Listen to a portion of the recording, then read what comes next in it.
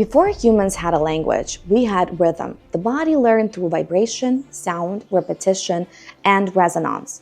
This is why frequency affects us before we even have time to think about it. Every cell in our body communicates electrically. Our heart creates a huge electromagnetic field, and the nervous system runs on signals, timing, and coherence. So when sound enters the system, it doesn't ask permission, it registers automatically. Ancient cultures used drums, chants, and repetitive tones not as music, but as regulation tools to calm the body, focus attention, and shift internal state. This is also why church had bells.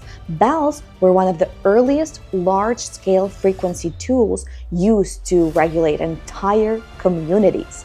Cast from bronze, a metal chosen for its acoustic intelligence because it carries sound much further than any other metal, bells produced low sustained vibrations that could travel across villages and across towns.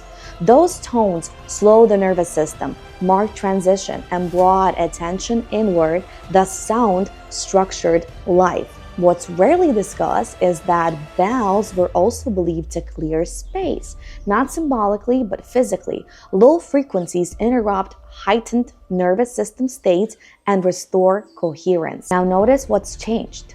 Most bells are silent. Many were removed, restricted, or reduced to ceremony.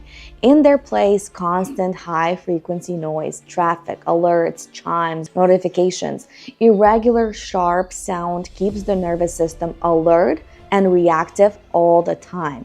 This is why people feel much calmer near monasteries, old villages, or places where bells still ring. The nervous system recognizes coherence, even if the mind doesn't.